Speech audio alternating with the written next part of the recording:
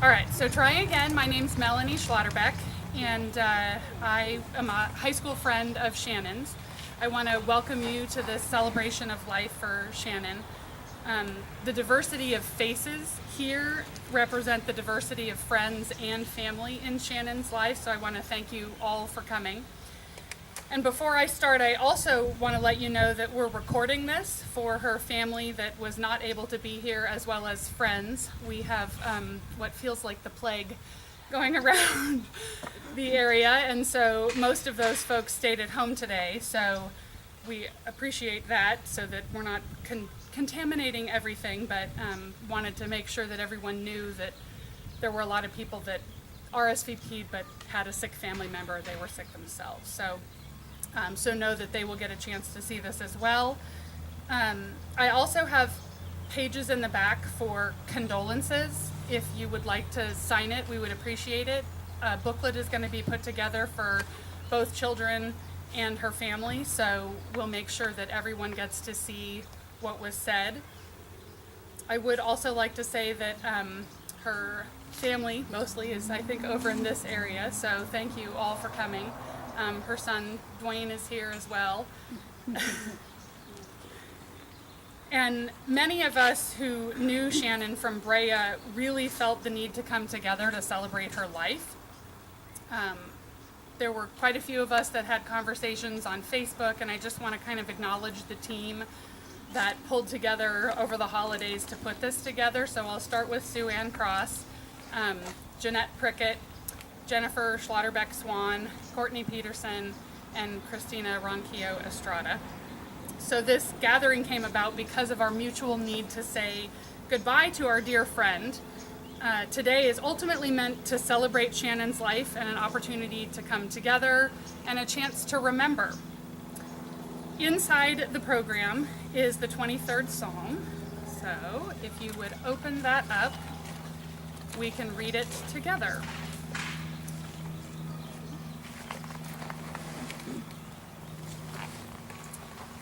The Lord is my shepherd, I shall not want. He maketh me to lie down in green pastures. He leadeth me beside the still waters. He restoreth my soul. He leadeth me in the paths of righteousness for his name's sake.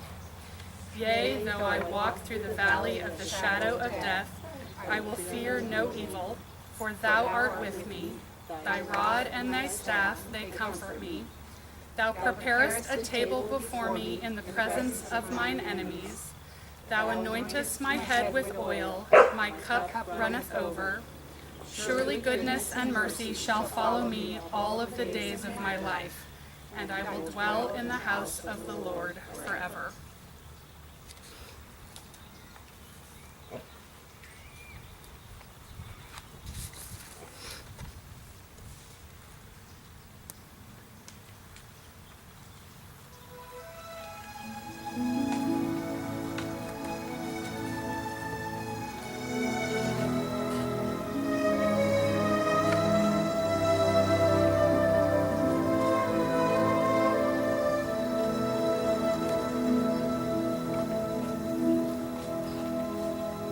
I pray you'll be alright and watch us where we go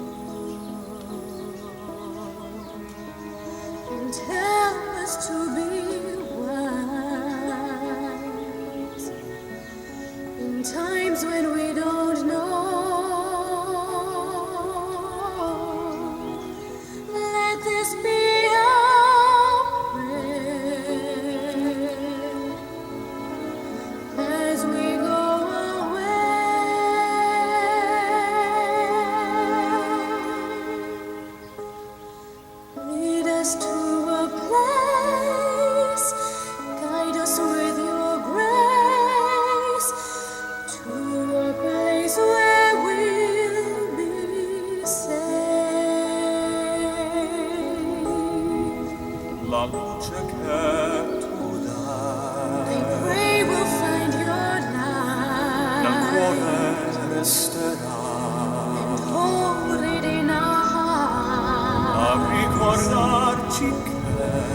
Stars go out each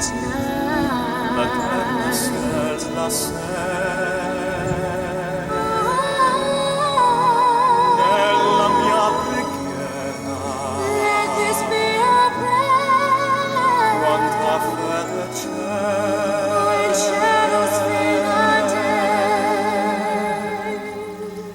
lead us to a place, guide us with your grace, give us faith so we'll be saved.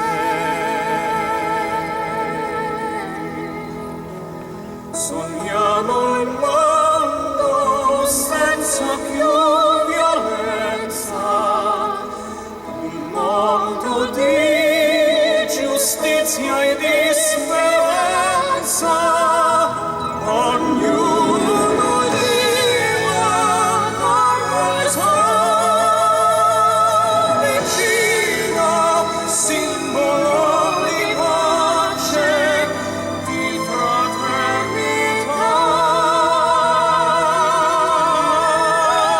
La forza che ci dà, we ask that life become desiderio che and watch us from above. Ognuno trovi amore, we hope it's all we'll find. Intorno e dentro sé, another soul to love. Let this be our prayer. Let this be our prayer. Just like every child. Just like every child. Need to find a place. Guide us with your grace. Give us faith so we'll be saved. Nella fede che hai acceso in noi,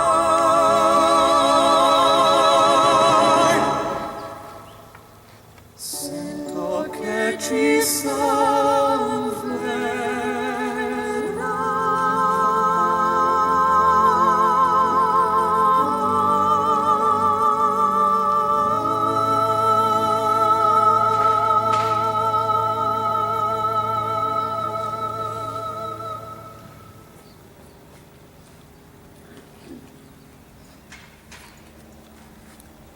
So next up, I would like to introduce Shannon's longtime friend, Jeanette Williams Prickett.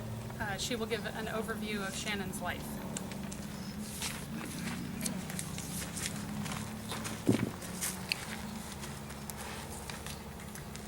Slight adjustment here. Shannon Gummere was born to Edwina and Dennis Gummere on February 1st, 1976 in Anaheim, California. At the age of 2, Shannon became profoundly deaf due to nerve damage in her ears. To communicate, she relied on hearing aids and lip reading. As backup, she also used sign language.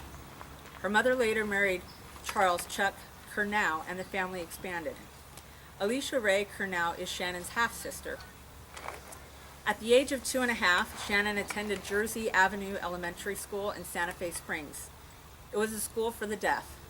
She attended through kindergarten, but then skipped first grade, going right into second grade at Ladera Palm Elementary School in La Habra. She again transferred in third grade to Sierra Vista, and then over to Era Vista in Brea in fifth grade. It was there that she met and made lifelong friends with her hearing impaired specialist, SueAnn. Shannon continued through the Brea school system, attending both the junior high and high school, but she ultimately graduated from Buena Park High School in 1994. While she had been in various therapies since the age of 2.5 to help her communicate successfully in an auditory world, one of the highlights of her hearing loss was her co-founding of the club Loud Fingers in high school with one of her best friends, Melanie Schlotterbeck. She was able to unite her hearing loss, her bubbly personality, and friendships with hearing friends into something meaningful for everyone.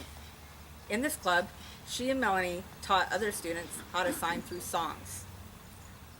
In addition to the hearing loss, as an adult, Shannon struggled with back pain for years and endured severe pain with fibromyalgia. The fibromyalgia began after high school and was a constant struggle for her. But no matter the struggles she faced, she always wanted to know how you were first. Shannon was very proud, strong, and enjoyed life immensely. She posted many quotes to her Facebook page about life, love, and relationships and support. As a great poet, Maya Angelou once said, quote, "I've learned that people will forget what you said. People will forget what you did. But people will never forget how you made them feel," end quote. Shannon always made you feel welcomed, at home, supported, and loved. Some of her early hobbies included gymnastics, swim team, and softball. But honestly, most remember her love of horses. In fact, she was a rodeo queen, which, with her strawberry blonde hair, adorable dimples, and outgoing personality, is not all surprising. Country music was her favorite, especially Kenny Rogers, Clint Black, and Garth Brooks. There are many ways to describe Shannon. She became instant friends with everyone she met, approached everyone with a friendly hello, and always had your back. And there wasn't a dog she couldn't train or love to pieces. She was always fond of Australian Shepherds and Kelpies. In fact, during high school, she worked as a vet technician and later went to work for the ASPCA. Some of the other jobs that she held include being a housekeeper, a server at Baskin-Robbins, and soup plantation. She often disagreed with the amount of chicken put into the wonton chicken salad recipe at soup plantation. And she'd freely admit to doubling the amount of chicken. Why? Because it tasted so much better with more chicken. She lived life on her terms.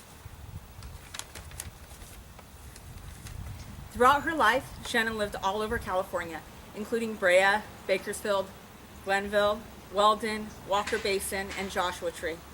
While in Bakersfield, she met and was in a long-term relationship with Shelby Brown and had a daughter, Madison Gummere Brown, age 15.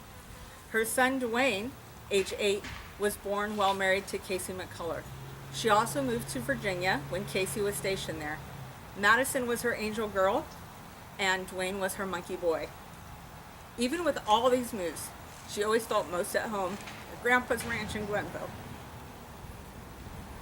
On November 14th, 2017, Shannon was killed in a motor vehicle accident in Glenville at the age of 41.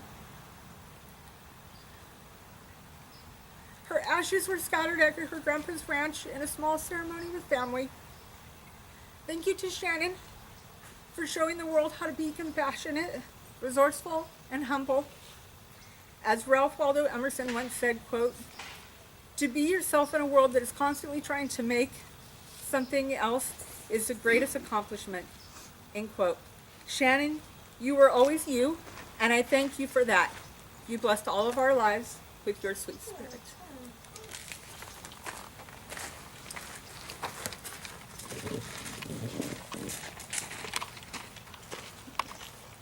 Next, I'd like to introduce my twin sister and Shannon's longtime friend, Jennifer Schlotterbeck Swann. She'll be reading a poem, Afterglow.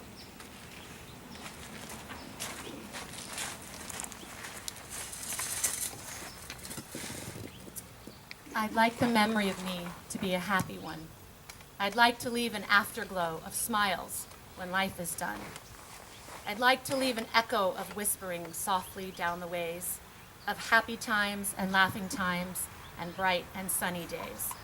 I'd like the tears of those who grieve to dry before the sun, of happy memories that I leave when life is done.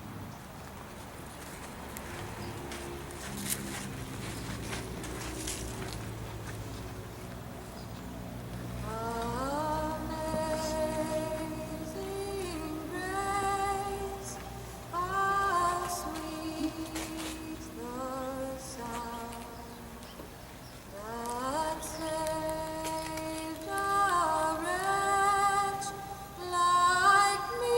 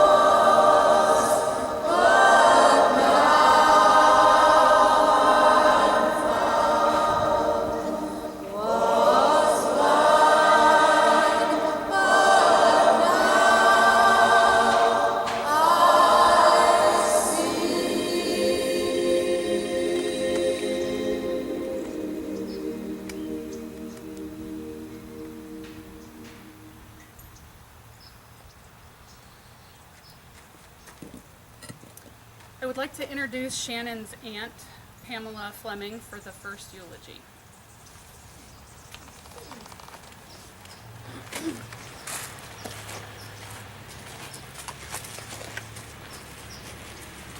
I don't know whether to say good morning or good afternoon. We're not quite afternoon yet. And I'm a little shorter. There we go. Thank you. I'll try to speak up because I know this isn't working so well. I didn't put anything formal together because, as you all know, Shannon wasn't really formal. She was a kind of go by the seat of your pants kind of girl that was just full of energy and full of bubbliness. She had been that way from the time she was born. We talk about the profound deafness that she had. I want to give a shout out to her mother on this one. When Shannon was born, she was an exceptional little girl. And she started talking at a really, really young age. But it never progressed. It never got very clear. And Eddie innately knew something just wasn't right.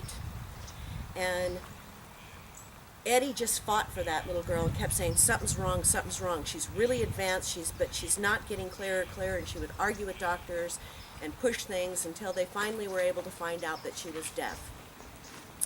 At that time, it was my understanding that children, little infants and little children like that were never diagnosed that early, that it took much longer before anybody took notice. But because Eddie's perseverance, they figured it out.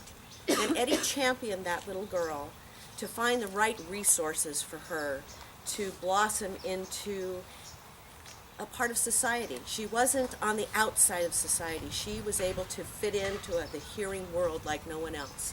And a lot of that had to do with her teachers that Eddie was able to seek out and find. We've got Susie over here, we've got SueAnn Cross that were very paramount in the development of our Shannon.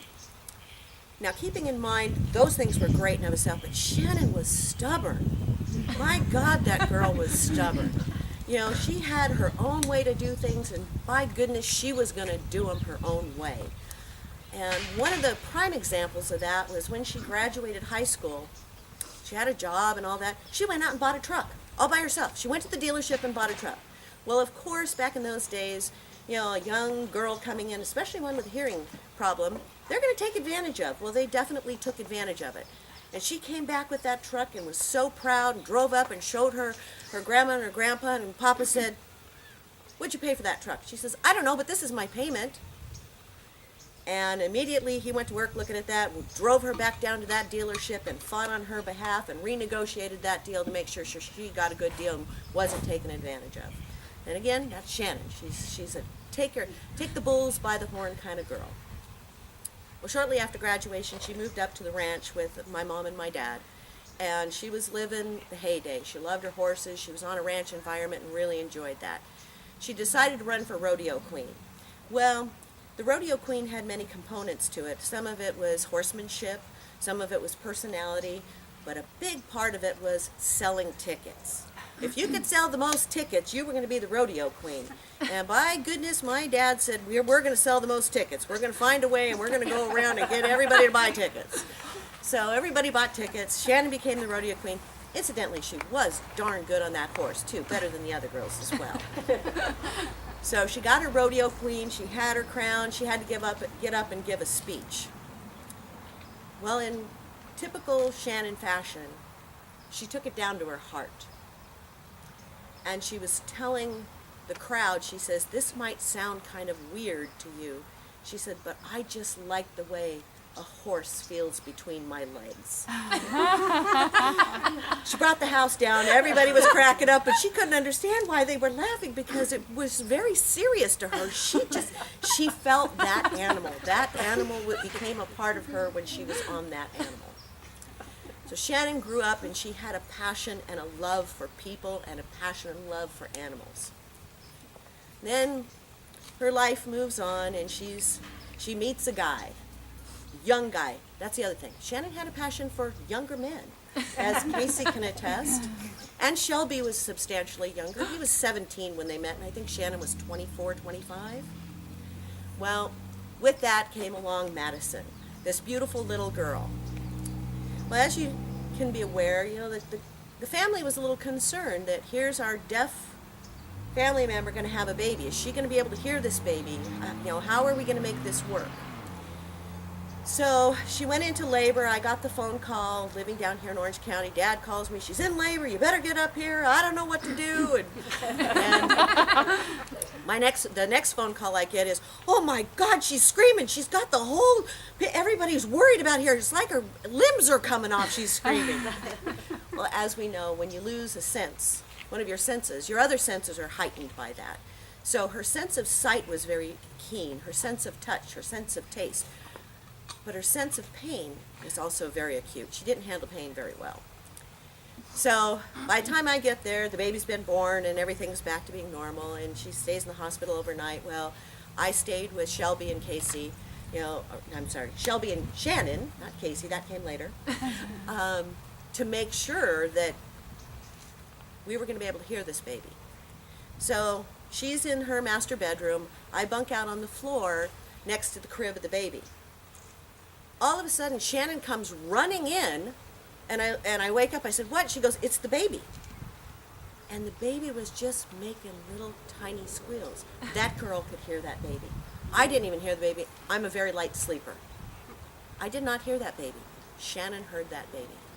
From that moment on, I knew that everything was going to be okay, because she could sense that child and she could hear that child.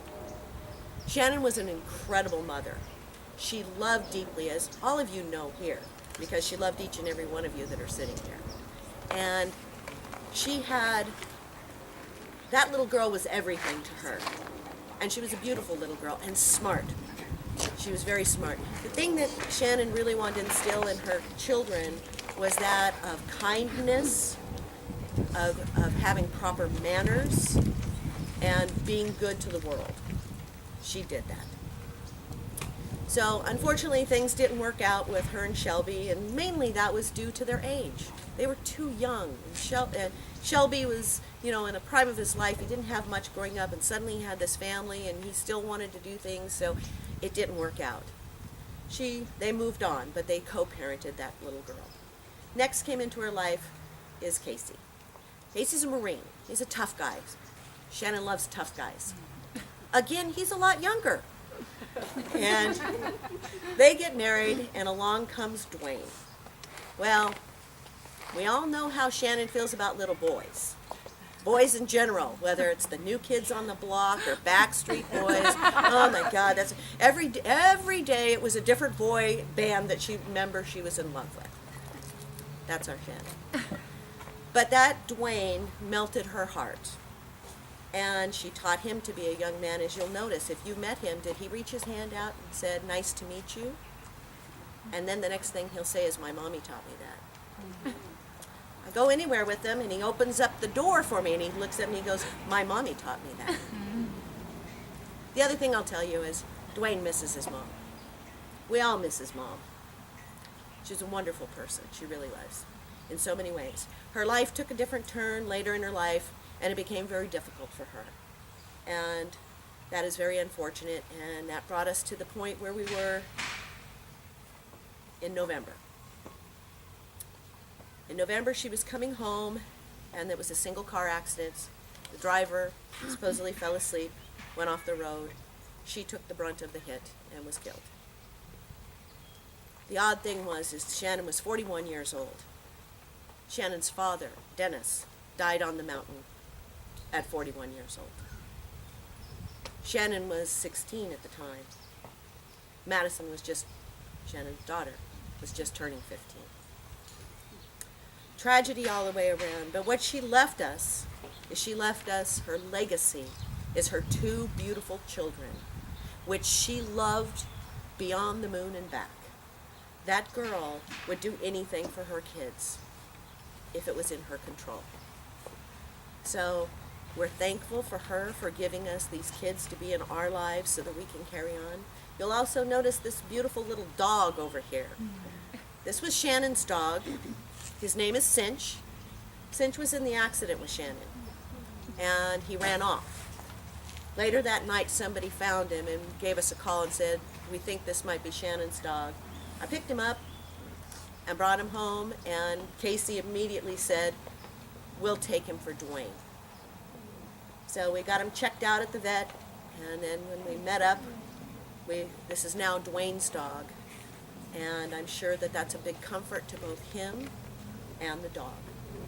But I want to thank everybody for being here. We all loved her. We'll always continue to love her.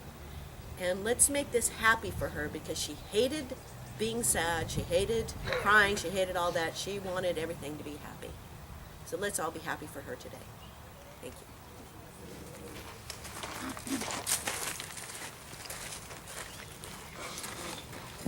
Thank you, Pam. Next up, we have SueAnn Cross.